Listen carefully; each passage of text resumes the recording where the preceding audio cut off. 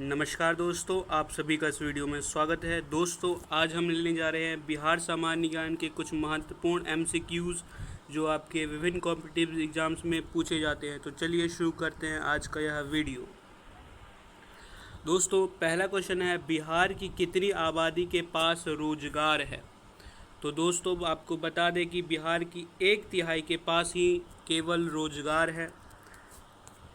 बिहार की गिनती labour surplus state में होती है, लेकिन कमाई का प्रमुख जरिया स्वरोजगार है, जिस पर 56% कामकाजी आबादी निर्भर है।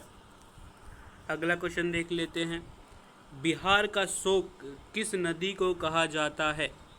तो बिहार का शोक कोसी नदी को कहा जाता है।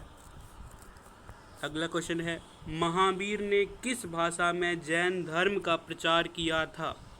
तो महावीर स्वामी ने प्राकृत भाषा में जैन धर्म का प्रचार किया था। महावीर ने अपने प्रदेश के सामान्य जन की लोक भाषा यानी कि अर्धमगधी को अपने संदेश का माध्यम बनाया। यही कारण है कि जैन धर्म के प्राचीनतम ग्रंथ प्राकृत भाषा में ही लिपिबद्ध हुए हैं। अगला क्वेश्चन है, बिहार के किस स्थान से उत्तर पाषाण काल के अवशेष मिले हैं? तो बिहार के चिरांद क्षेत्र से उत्तर पाषाण काल के अवशेष मिले हैं। विक्रमशिला विश्वविद्यालय कहाँ स्थित है? तो यह विश्वविद्यालय भागलपुर जिले में स्थित है। इसका विवरण देख लेते हैं। 8वीं शताब्दी में पाल वंश के शासक धर्मपाल द्वारा बिहार प्रांत के भागलपुर में विक्रमशिला विश्वविद्यालय की स्थापना की गई। अगला क्वेश्चन देख लेते हैं, शेरशाह सूरी ने बिहार की राजधानी पटना को कब बनाया? तो शेरशाह सूरी ने बिहार की राजधानी पटना को 1541 ईस्वी में बनाया। अगला क्वेश्चन है, बाबू कुंवर सिंह की जन्मस्थली कहाँ है? तो बाबू कुंवर सिंह की जन्मस्थली जगदीशपुर है। बाबू कुंवर सिंह जगदीशपुर के राजा थे। बिहार में 1857 के विरोध की शुरुआत कब हुई? तो बिहार में 1857 की विरोध की शुरुआत 12 जून 1857 को हुई थी। 1936 में पटना में आयोजित बिहार राजनीतिक सम्मेलन की अध्यक्षता किसने की? तो बिहार राजनीतिक सम्मेलन की जो अध्यक्षता थी उसे रामदयालु सिंह ने की थी। 1942 की भारत छोड़ो आंदोलन के दौरान क्रांतिकारियों ने नेपाल के तराई क्षेत्र में किस प्रशिक्षण केंद्र का गठन किया था? तो आज़ाद दस्ते नामक प्रशिक्षण केंद्र का गठन किया था।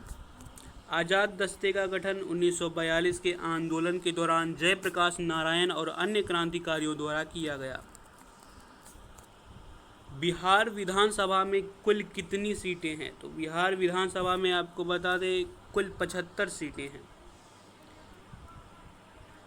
बिहार में किस नदी को छोटी गंडक भी कहा जाता है? तो बिहार में नारायणी नामक नदी है, उसे छोटी गंडक भी कहा जाता है।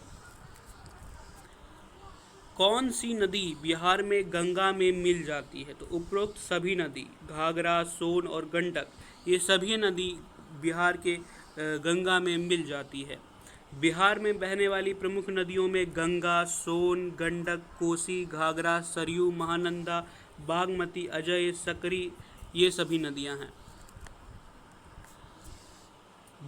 बीमारियों को ठीक करने में गर्म पानी के जलाशयों का पानी प्रभावी क्यों है?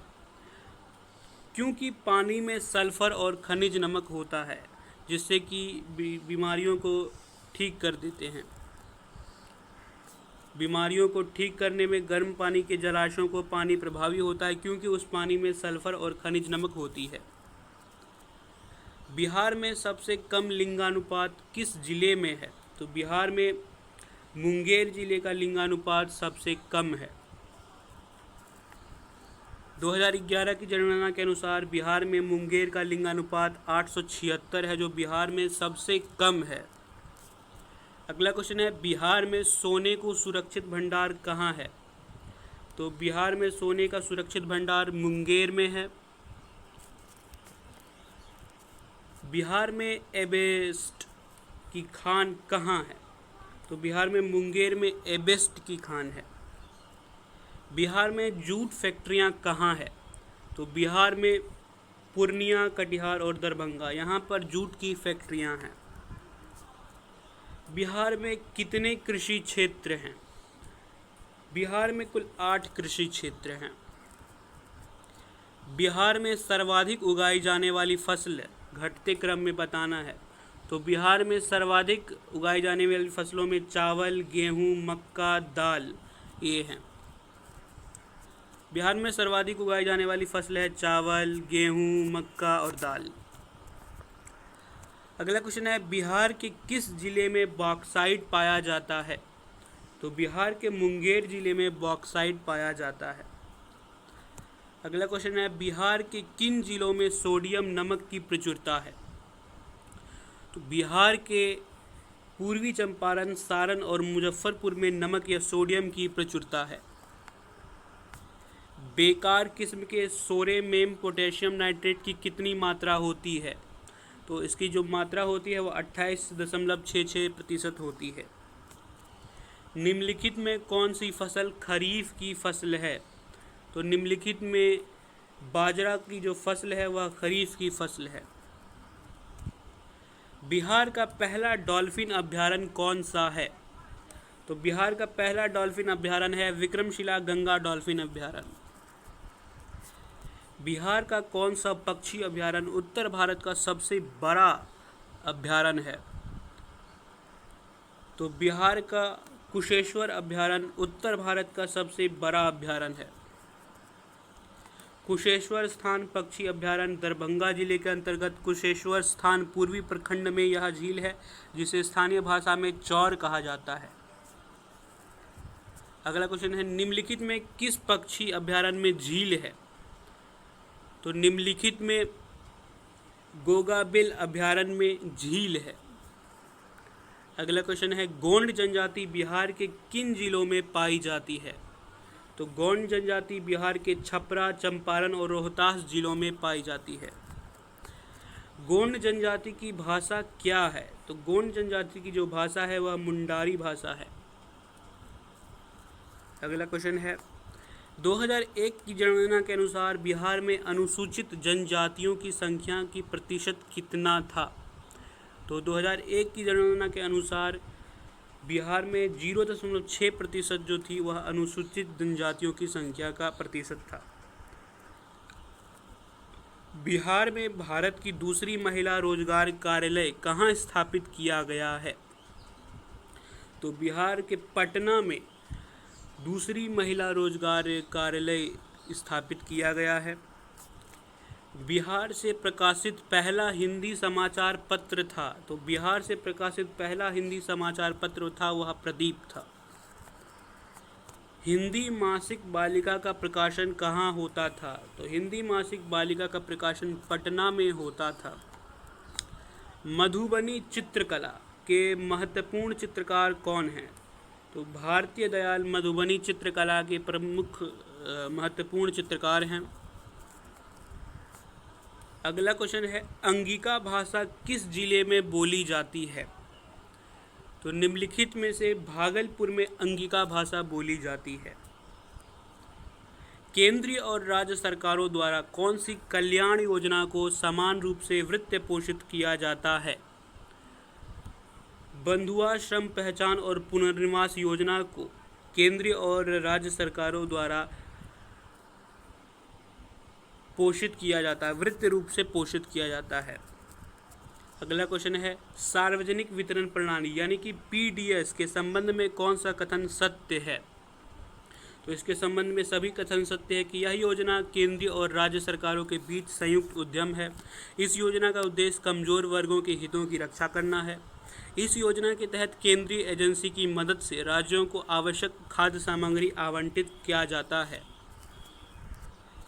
बिहार में गरीबी का क्या कारण है? तो बिहार में जो गरीबी का कारण है वह है भूमि विकास की कमी, गरीबी उन्मूलन कार्यक्रम और बेरोजगारी। यह सभी कारण बिहार में गरीबी के कारण हैं।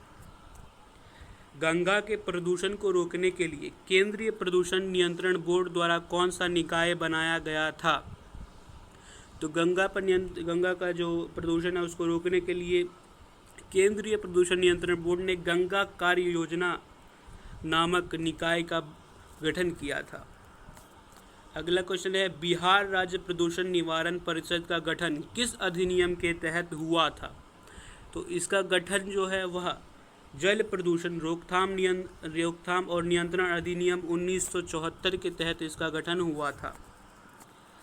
कला और क्षेत्रीय भाषाओं के विकास के लिए कलाकारों और कूड़ेदानियों को सम्मान और पुरस्कार देने के लिए बिहार सरकार द्वारा कितनी अकादमियाँ बनाई गई हैं? तो बिहार सरकार द्वारा 7 अकादमियाँ बनाई गई हैं। बिहार हर साल 23 अप्रैल को विजय दिवस के रूप में किस महान शहीद को श्रद्धांजलि अर्पित करने के लिए मनाती है? तो बिहार हर साल कुंवर सिंह के श्रद्धांजलि को अर्पित करने के लिए 23 अप्रैल को हर साल विजय दिवस मनाती है। जयप्रकाश आंदोलन कब शुरू हुआ था? तो जयप्रकाश आंदोलन यह 1974 में शुरू हुआ था। बिहार का ओदंतपुरी विश्वविद्यालय किस विषय के लिए प्रसिद्ध था? तो बिहार का यह विश्वविद्यालय तंत्र विद्या के लिए प्रसिद्ध था। अगला क्वेश्चन है, बिहार के किया जिले में गुप्तकालीन सिक्के प्राप्त हुए हैं?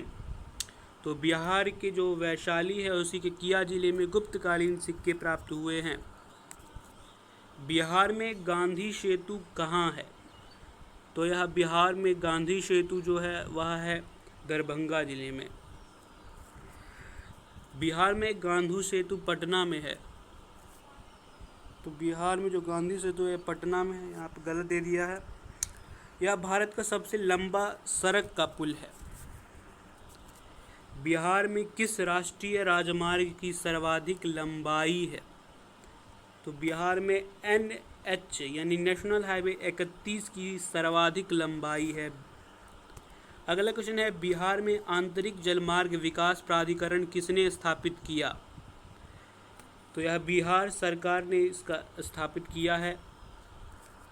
अगला क्वेश्चन है, बिहार में अपराध खत्म करने के लिए ऑपरेशन ब्लैक पैंथर किस जिले में शुरू किया गया था?